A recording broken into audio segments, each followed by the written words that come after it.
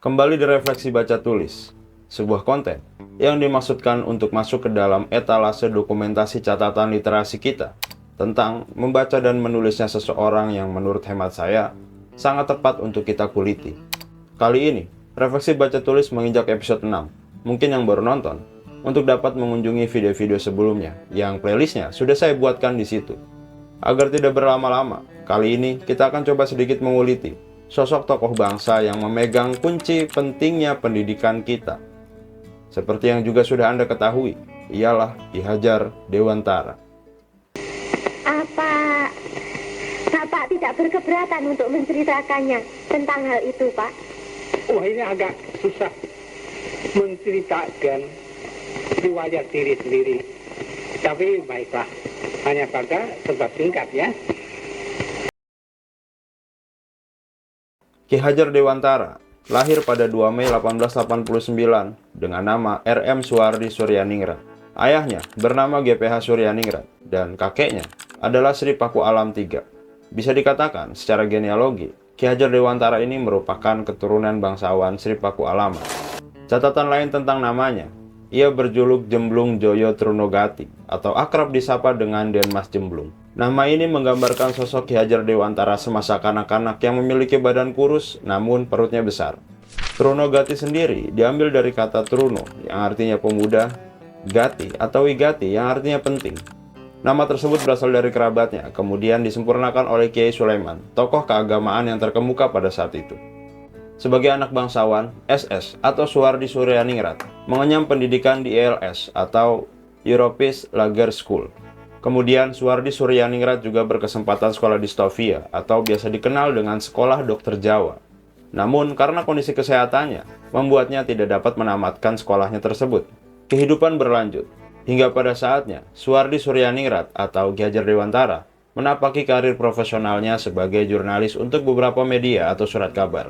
Di antaranya ialah Sedio Tomo, Midden Java, The Express, Utusan Hindia, Kaum Muda, Cahaya Timur, dan Pusara. Yang kesemua media itu berfokus pada kritik sosial politik dari kaum bumi putra kepada penjajah. Diceritakan juga bahwa Suwardi Suryaningrat atau Ki Hajar Dewantara ini memiliki gaya kepenulisan yang komunikatif, halus, mengena, tetapi juga tetap keras. Salah satu tulisannya yang cukup fenomenal ialah yang berjudul Als ik eens Nederlander was, atau artinya, seandainya aku orang Belanda, yang terbit pada tahun 1913 di The Express, media miliknya Douwe Dekker.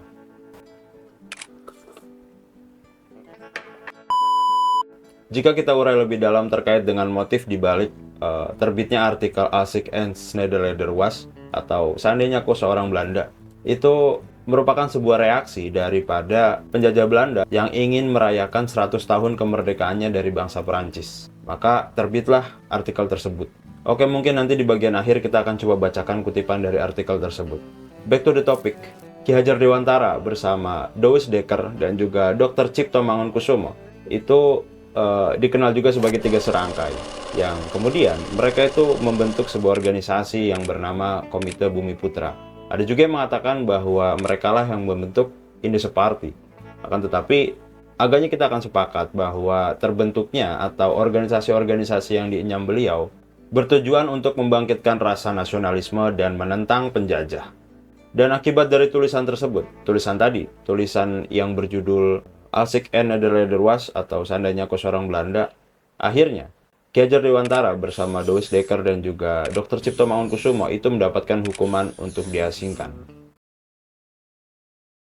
Sebelum berangkat ke Belanda, terlebih dahulu Ki Hajar Dewantara ini akhirnya menjalani persidangan terkait dengan keputusan hukuman untuk beliau. Di persidangan tersebut hadirlah ayahandanya, G.P.H. Suryaningrat. Setelah sidang selesai, vonis dijatuhkan, kemudian Ki Hajar Dewantara menghampiri ayahandanya. Ayahandanya segera mengulurkan tangan dan berkata kepadanya, "Aku bangga atas perjuangannya. Terimalah doa dan restu Bapak. Ingat, seorang ksatria tidak akan menjilat ludahnya kembali." Singkat cerita, di perjalanan menuju Belanda pada 6 September 1913, Ki Hajar Dewantara ditemani seorang wanita yang bernama R.A. Sutartina. Wanita yang dinikahinya baru 2 minggu silam. Juga ditemani dua sahabatnya, yaitu Douwe Dekker dan juga Dr. Cipto Mangunkusumo. Pada 14 September 1913, ketika mereka singgah di Teluk Benggala, Suwardi Suryaningrat atau Ki Hajar Dewantara di atas kapal Bungalow menuliskan sebuah pesan untuk teman-teman seperjuangannya di tanah air, agar kemudian tidak boleh sampai terjadi perayaan kemerdekaan Belanda di Indonesia. Sesampainya di Belanda, menariknya lagi, Ki Hajar Dewantara itu seringkali memberikan ceramah-ceramah yang isinya adalah menerangkan keadaan Indonesia dan juga keinginan rakyat Indonesia. Tujuannya adalah untuk mengcounter daripada kabar-kabar yang disebarkan oleh Belanda tentang Indonesia. Jadi mungkin ada fase di mana penjajah Belanda ini menyebarkan sebuah hoax gitu ya. Sebuah hoax tentang Indonesia di negaranya. Kemudian ketika Ki Hajar Dewantara di sana, beliau berusaha mengcounter itu semua dengan menerangkan yang seada-adanya, yang sejujur-jujurnya bahwa rakyat Indonesia cukup menderita di bawah jajahan Belanda. Kira-kira seperti itu gambarannya. Masih dalam suasana perjuangan di negeri Belanda, Ki Hajar Dewantara bersama dua sahabatnya yaitu Douwes Dekker dan juga Dr. Cipto Mangunkusumo seringkali menuangkan pikiran-pikirannya tentang kemerdekaan Indonesia melalui media yang bersahabat dengan mereka. Di antaranya ialah Het Volk dan De Groene Amsterdammer. Sebab hal itu pula, diaspora Indonesia yang ada di Belanda itu akhirnya muncul dengan nama yang cukup berani, yaitu Perhimpunan Indonesia. Selesai menjalani pengasingan pada 26 Juli 1919, Ki Hajar Dewantara kembali ke Jakarta atau pulang ke Indonesia dan sampai pada tanggal 6 September 1919. Kemudian tidak lama setelahnya ia pergi ke Bandung untuk menghadap Pengurus Besar Nasional Indonesia Party atau NIP, dan setelahnya beliau diamanahi untuk menjadi Sekretaris Jenderal Nasional Indonesia Party. Selain itu, beliau juga memimpin sebuah majalah, misalnya ada The Beweging, Persatuan Hindia, The Express, dan Penggugah. Satu kisah yang menarik tentang Ki Hajar Dewantara dan juga media gitu ya. Diceritakan bahwa Ki Hajar Dewantara adalah orang pertama yang terkena ranjau delik pers atas pidato dan tulisannya yang cukup pedas. Akhirnya, ia mendapatkan hukuman penjara pada 5 Agustus 1920 di Semarang. Dan selain sebagai seorang wartawan, Ki Hajar Dewantara juga merupakan sosok pembelajar sejati. Kemampuan tersebut justru terasah saat ia menjalani pengasingannya di Belanda. Ia mempelajari masalah pendidikan dan pengajaran dari Montessori, Dalton, Froebel, pesantren, asrama, dan lain sebagainya. Dari sinilah sosok Ki Hajar Dewantara bertransformasi dari seorang jurnalis menjadi seorang pendidik. Agaknya di bagian ini harus ada garis tebalnya ya, bahwa transformasi yang dimaksud bukan berarti dua profesi tersebut berjauhan. Bahkan dalam hemat saya, setiap siapapun yang memulai dari jalur wartawan atau jurnalis, itu akan menjadi sosok pendidik yang baik gitu. Karena tugasnya wartawan atau jurnalis itu kan untuk selalu mencari informasi. Tapi oke, back to the topic lagi. Ki Hajar Dewantara memulai debut di dunia pendidikan pada Agustus 1920. Hal tersebut bisa kita lihat ditandai dengan berdirinya perguruan taman siswa. Dan berdirinya perguruan taman siswa ini tidak terlepas dari peran istrinya, R.A. Sutartina, yang mengingatkan beliau bahwa ada satu momen diskusi di mana Ki Hajar Dewantara bersama Ki Haji Ahmad Dahlan. Di diskusi tersebut, Ki Hajar Dewantara menyampaikan gagasannya bahwa harus ada lembaga pendidikan yang khusus mendidik kader-kader perjuangan nasional untuk menentang penjajah. Dan dari titik itulah, Ki Hajar Dewantara menjadi menggebu-gebu untuk kemudian terjun dalam dunia pendidikan. Kemudian diceritakan juga bahwa Ki Hajar Dewantara bergabung dalam satu kelompok atau komunitas yang bernama Selasa Kliwonan. Komunitas tersebut berisikan tokoh-tokoh politik, kebudayaan, dan kebatinan. Di antara tokoh-tokoh tersebut ialah R.M. Sutatmo Suryakusumo, Ki Sutopo Wonoboyo, Ki Prono Widigdo, Ki Prawiro Wiroro, R.M. Gondo Atmojo, B.R.M. Subono, R.M.H. Suryoputro, Ki Ageng Surya Mataram, dan lain-lain sebagainya. Dari hasil-hasil diskusi mereka, tercetuslah sebuah gagasan bahwa bangsa ini, jika ingin merdeka, tidak cukup hanya melalui jalur politik saja. Akan tetapi, harus juga dicapai melalui pendidikan rakyat, serta memperbaiki jiwa dan mental bangsa.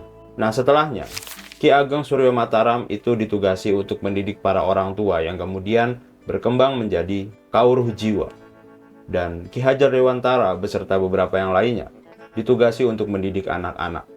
Akhirnya, singkat cerita, nama perguruan taman siswa ini menjadi besar dan mampu menarik perhatian tokoh-tokoh intelektual dunia. Seperti misalnya ada yang datang dari India dan juga Amerika Serikat. Namun yang terpenting daripada adanya perguruan taman siswa ini, bangsa Indonesia menjadi lebih tinggi harkat dan martabatnya. Sebab sudah tidak lagi terkungkung oleh tirani penjajah. Karena apa? Ya karena pendidikannya tercukupi. Sebenarnya, sepanjang beliau menjalani banyak hal, nama beliau masihlah Suwardi Suryaningrat.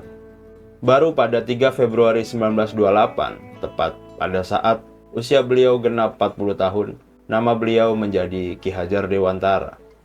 Dari artinya sendiri, menurut Ki Utomo Darmadi, Hajar memiliki arti pendidik, Dewan yang berarti utusan, dan Tara diartikan sebagai tak tertandingi.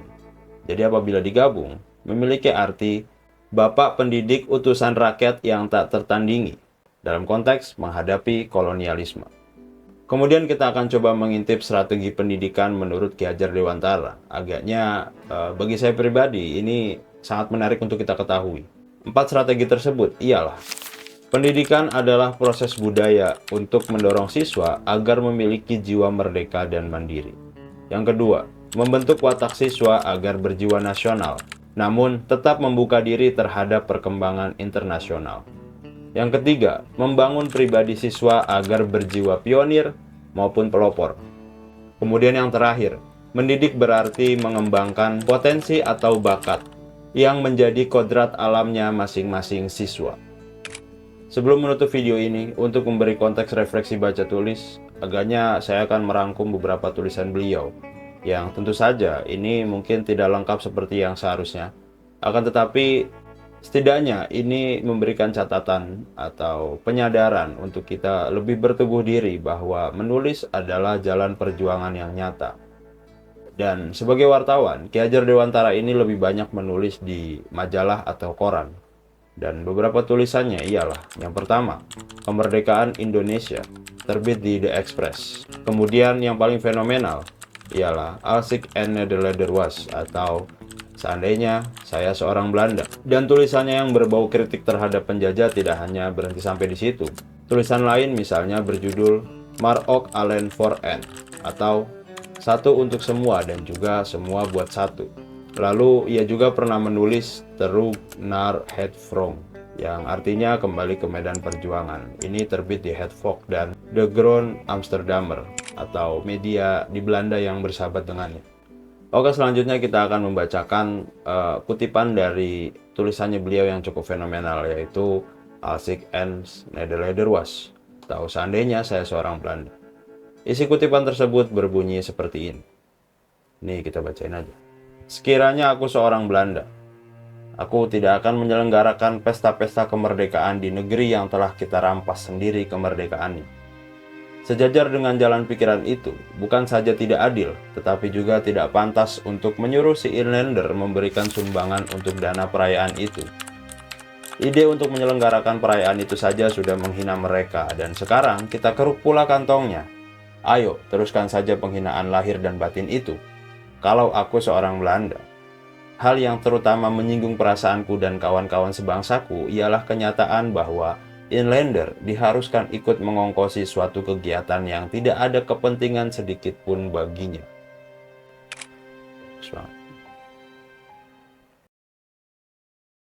Ki Hajar Dewantara memimpin dan mengasuh perguruan taman siswa selama kurang lebih 37 tahun. Kemudian ia wafat pada 26 April 1959 di Yogyakarta. Untuk Bapak Pendidikan Nasional, seorang yang sangat lekat dengan masa kebangkitan bangsa ini, semoga selalu mendapatkan tempat ternyaman di sisinya. Terima kasih Ki Hajar Dewantara, dan terima kasih yang sudah menonton sampai akhir.